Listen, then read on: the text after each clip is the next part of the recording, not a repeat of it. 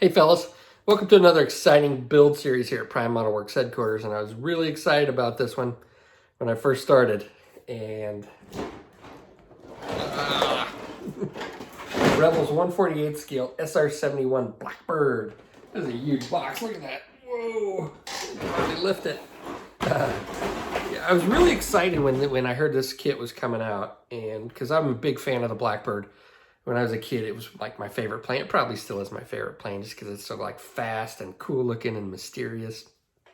And, you know, it's just a cool looking plane. But there's never really been a good kit of it. And I did a build series on the old Testors version. And in fact, I have a couple in my stash of the Testors 1/48 scale SR-71s. But they're just so bad that they're just not fun to put together. So when this one came out, I was like really excited about it. And the other day I was browsing on Amazon and I came across this one and like, bam, 150 bucks. It's mine. And it got delivered the next day. So the last, I don't know, I've been working on it for like 4 days and I've got it in primer. And I'll tell you what, I'm really disappointed with it. And I'm going to be honest, I'm disappointed.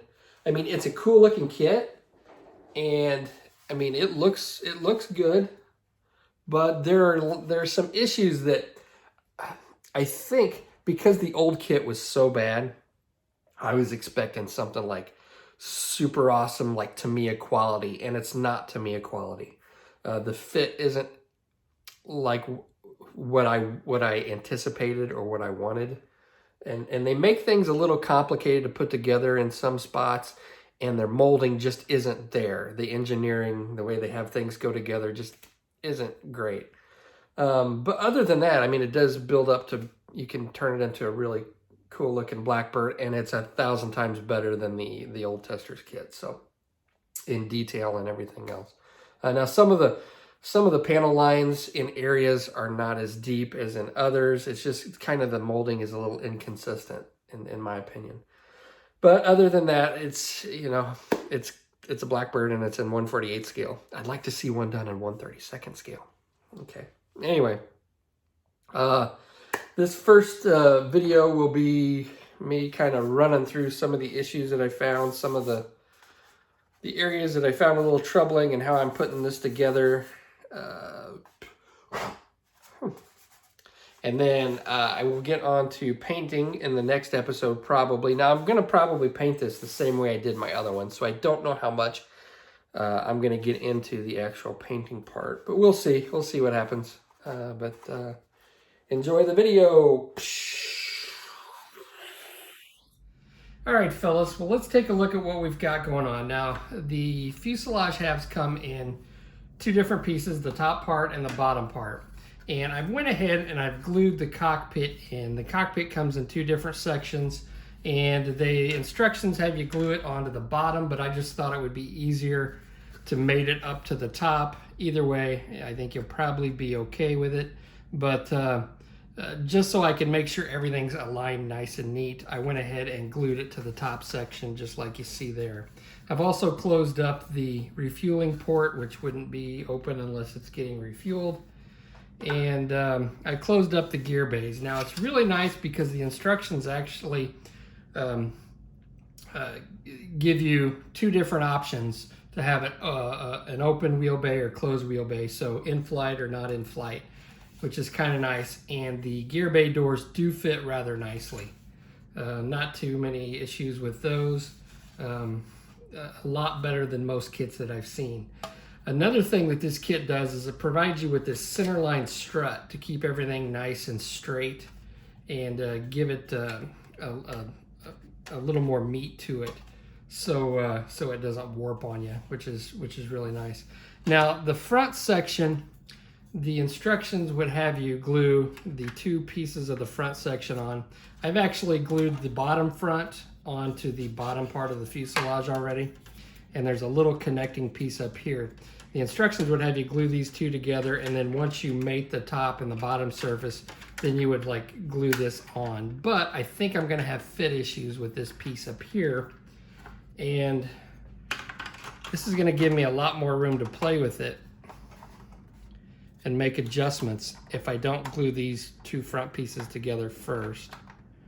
So I think I'm still going to have some issues maybe, but you know, it is what it is. I'll have to deal with it. I was hoping not to do much sanding, but we'll see. We'll see how that works out. I think I might be able to make some small adjustments so where it's not too bad. So as you can see, I've got a tube up here for a 3/8 inch acrylic rod because I am going to be mounting this on the base, just like so. This is really big. I haven't built a model this big in a while. There's not much room in here, just the way the fuselage is. There's not a whole lot of room to be putting a tube, but I got one in there and I think it's going to work. And like I said, I've got my 3/8 inch acrylic rod, which should be plenty, because a lot of this is just empty plastic. It's not going to be that heavy. Now they do supply you with a stand, but you know, that's not going to work here at Prime Model Works headquarters. They also supply me with 2 extra engines that I think I might decide to mount those as well, build those up and mount them on the display stand as well. I haven't quite decided, so you know, I'll cross that bridge when I get there. So I'm going to get to gluing these up and catch you in a bit.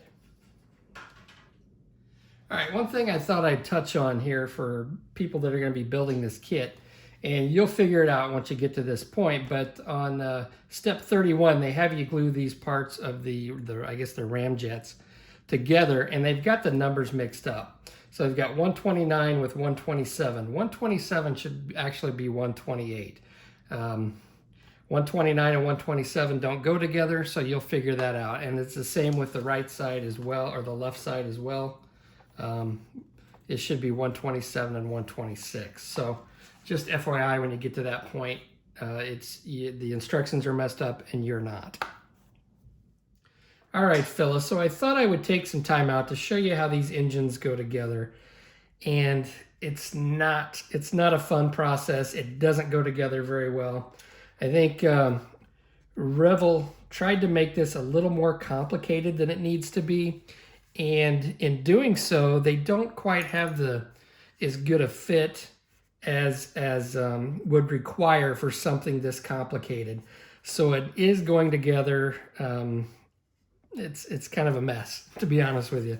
I'm not real happy with it. So we'll see once I get primer on it, how bad it is. But you know, just looking at it now, it just didn't go together well. I'm not happy with it. Now they do supply you with 2 engines. They don't go inside of the engine nacelles. These are made to display separately. So if you're not going to build these up for the separate display, then you just throw these in the trash. But I think I'll probably build at least one of these, maybe both of them up, and display them with my in-flight display.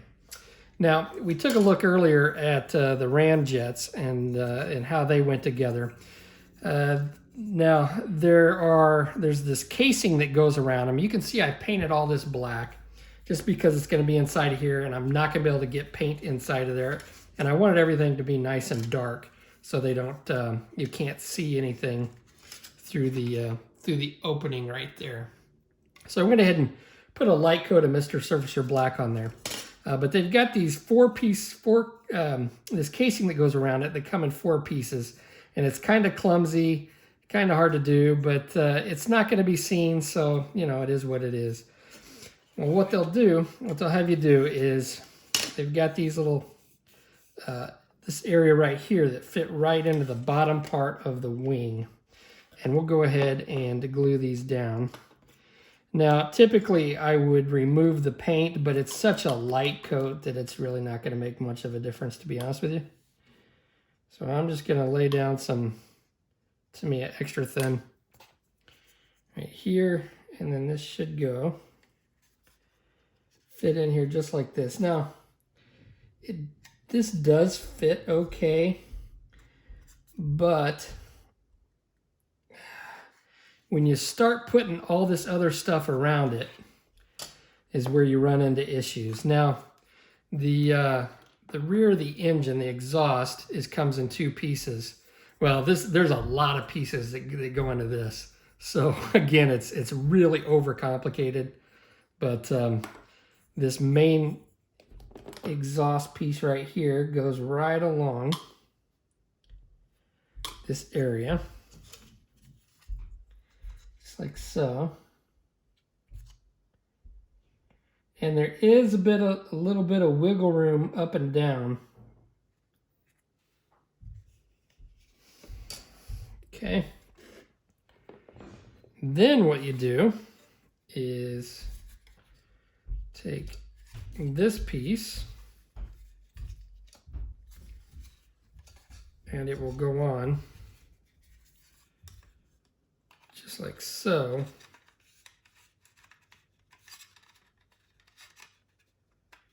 Just like that. Okay, now once you get that glued in, then you've got this other piece. It goes on here. It doesn't really line up that well, as you can see. I mean, it's not the worst fit in the world, but with something like this where you have all these pieces that come together, the engineering really needs to be, to me, a quality, and it's not. Then once I get those glued on, then I've got this little ring up here that fits in right along the top. And then I have this engine part, engine nozzle, or exhaust nozzle, that fits in right down here, okay?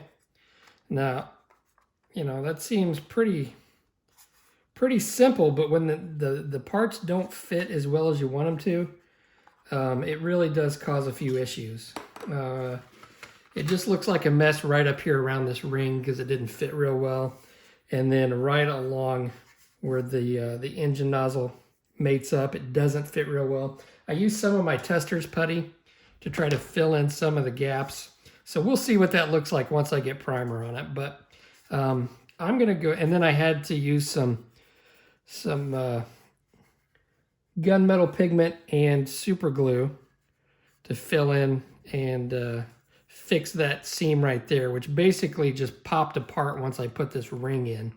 It had a big gap there that I had to fill in. So I'm going to get on with letting this sit up and then gluing this. You have to do this a little bit at a time.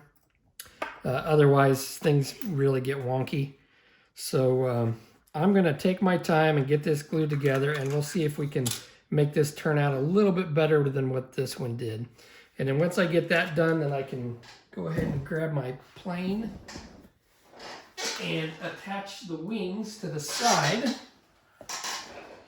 which will go on just like so. There's a notch here that kind of fits together, and it doesn't look like the fit's going to be real great. Looks like I'm going to have a seam line or a gap that I'm going to have to fix, which again, you know, that's the kind of fit that we're working with here. It's not real good, but I don't know. We'll see when we get there. As you can see, I've got the nose put together, and I had to use a little bit of plastic card to fill in. There was still a gap that I got, and I had to do a little bit of sanding, so I'm going to have to rescribe that line once I get primer on it. I do have the windscreens put on, which fit pretty nicely. I'll have to double check and make sure I don't have any holes. I think there might have been a hole right there where paint could seep through, so I'll have to get some clear glue out and fill that. I can't see it right now, but I think there's one there. But overall, I mean, I'm getting there. It's is what it is. So I'm going to get doing this, and then we'll come back once I get these done, and we'll see how the wings go on. All right, fellas, so the wings are on, and you can see I've got a seam line running right along where each of them join. It's a really noticeable seam. And instead of filling that with like tester's putty, what I'm going to do is I'm going to fill it with some CA glue and metallic pigment. And it's going to strengthen the join as well as fill in the gaps. Now, along the top, it's not too bad in some spots, but there are some areas, and I'm going to fill that in with some tester's putty. And I'll show you how I do that here in a little bit.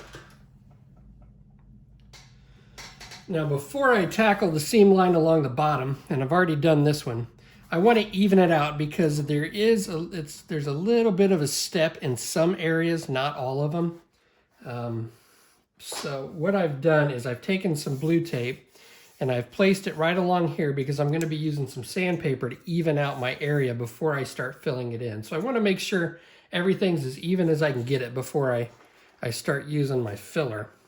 And I use this blue tape just so I don't have to re-scratch, just so I don't sand away any more detail than I have to. There's a few panel lines right here which won't be too hard to re-scribe. So I'm just taking some 300 grit sandpaper and I'm going along and I'm going to even everything out as best I can before I start to fill. And this blue tape's pretty sturdy, so I don't have, it takes a little bit to sand through this blue tape. And I could probably get away with not doing it if I'm careful with my sanding, but just in case, I've got it there. So basically what I'm doing is I'm rolling up my sandpaper, just like so. And what I like to do when I get these big sheets of sandpaper is I'll cut them into little strips, and that way they last longer because you don't really need a big hunk and chunk of sandpaper. And I'm just going along and evening this out as best I can. So all I'll have to fill in is a little gap with my CA and metallic pigment. So I'll do this for a little while, run my finger along, check to make sure everything's kosher. So that's basically what I'm doing. So this side's really good. There's a little bit more of a step down here than I want, but I'll just have to fill that in with some CA glue and metallic pigment because I don't want to sand too much off of the main fuselage because it is a little bit higher over here than it is on the wing part. But everything else looks pretty good. So I'm going to get on with sanding this, and then we'll come back and we'll get out the filler and start filling. All right, so I've got my gunmetal pigment and CA glue mixture mixed up, and I added a little bit more pigment than I normally do just so it's a little bit thicker, because if I make it too thin, what's going to happen is it's just going to run down. Since this is such a wide gap, the CA glue is going to run down and run everywhere and really mess things up. So basically what I'm doing is I'm just using my glue looper and I'm coming in here, and a little bit at a time, I'm just filling up this gap. Like so. And then I'll come back and sand this. Now, some people might ask me why I don't use something like the spot glazing putty or Tamiya putty. And I just think this is more durable. And with this being a wing join, this is also going to add a little bit more structural support. So it's going to act as not only a filler, but a glue as well.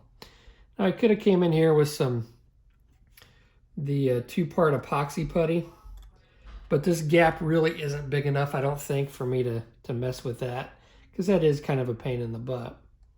So on the upper surface, I am going to use the Tester's putty, and I'll show you why I do that. I know I've shown it before in videos, but because I don't want to do any sanding up there and the gap isn't that bad, I can go ahead and use Tester's putty and then wipe the excess away with isopropyl alcohol. So I'm going to get on with filling these seam lines along the bottom. I'll sand them, and then I'll put a coat of Mr. Surfacer on there, and then I can rescribe my lines back in, and we'll come and take a look at it then. Alrighty, fellas, so I've got the bottom taken care of.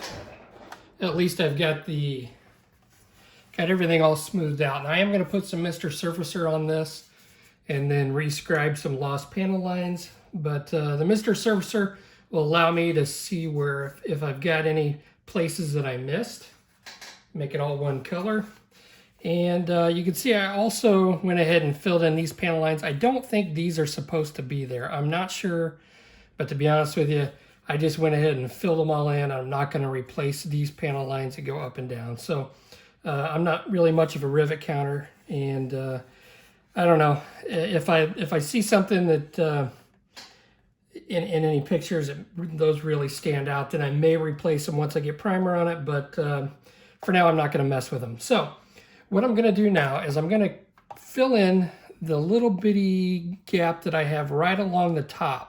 Now, because I don't want to do any sanding up here because I have a lot of detail that's going to be really hard to get to, I'm going to use Tester's Putty. Now, a lot of people hate this. I've used it before in some of my videos, but I really like this stuff. Now, some people will say, why don't you use this plastic putty? And there's some other plastic putties out there. Now, this is Vallejo plastic putty, and it's water soluble, so you can wipe it away with water. This you have to wipe away with like isopropyl alcohol. So I've got some 91% IPA right here, and I've got some Q-tips I'm going to use to wipe the excess away. The problem I have with this stuff is that it shrinks too much. So I'll go over a crack like this, and when it dries, I'll come back and there'll be little holes in it and it will have shrunk. This stuff doesn't shrink. So what I'm going to do is just straight out of the bottle or the tube, I'm going to come in here. I'm just going to squirt this right along that seam, just like so. Okay. Now this stuff dries pretty quick. Now you can let this dry and still wipe it away, but I like to get it when it's typically when it's just when I lay it down before it dries.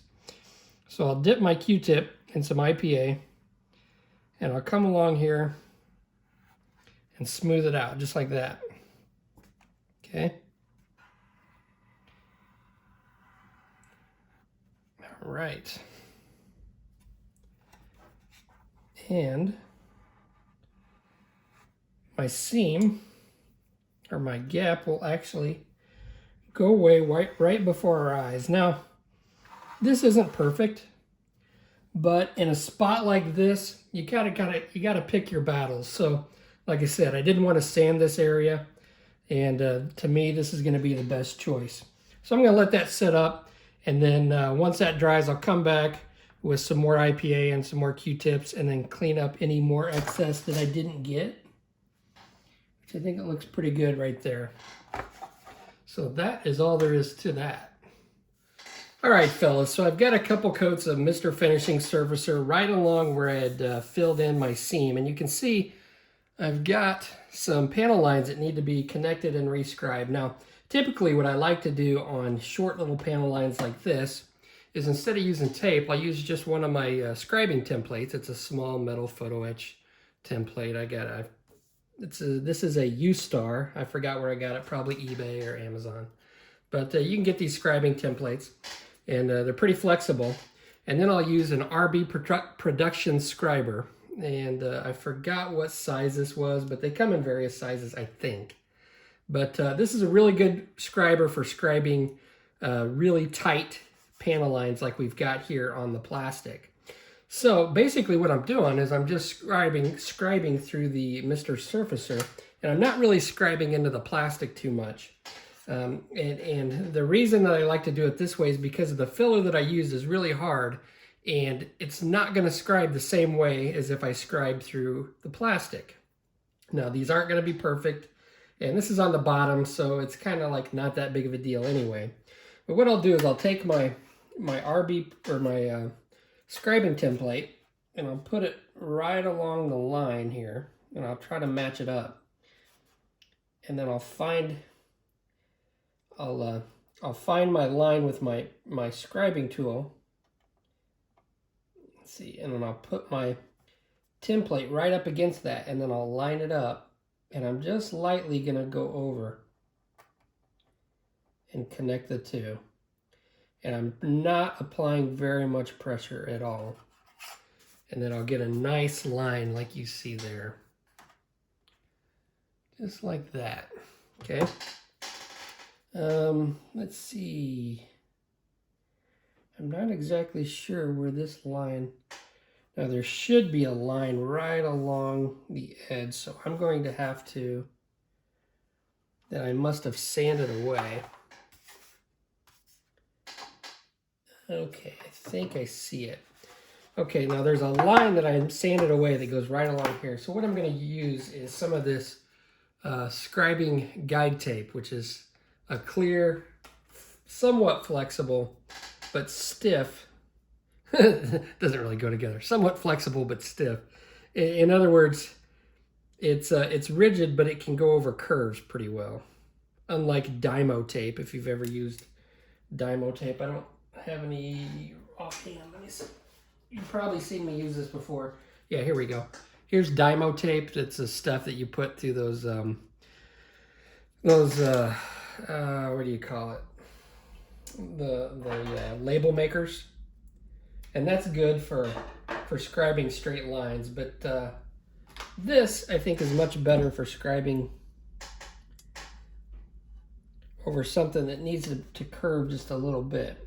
So let's see if we can find where this line goes. And again, this is on the bottom, so it doesn't have to be necessarily perfect. And I hope my head's not in the way too much.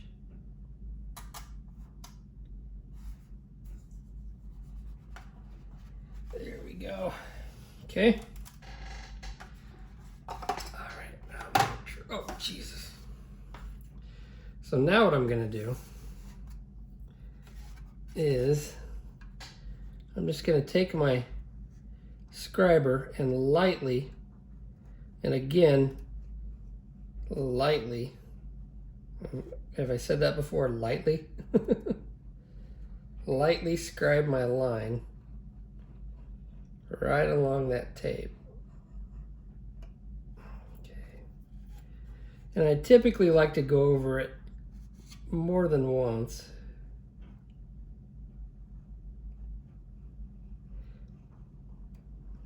Now when I scribe through plastic, what I'll normally do is use some Cement S to soften up the panel line that I scribed. But obviously, since I'm doing this over Mr. Surfacer, I can't do that because it's just going to melt everything and make a mess. So I'm just going to have to be happy with it the way it is. And I think that's a nice, even, straight line that we've got there. So I've replaced that. Now I can come along with my scribing template, put my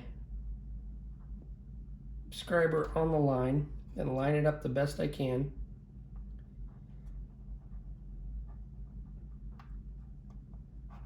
Just like so. All right. And I've got my line. So I've already done up here on the top where I had a little bit of an issue right along here. I think I've got that about as good as I'm going to get it. It's not too bad. I think once it's painted black, you won't even know that I had to join the front and that I had any issues up here. So I'm going to get on with scribing these. I'm going to get the vertical stabilizers on and then take care of those, and hopefully we'll get it in primer.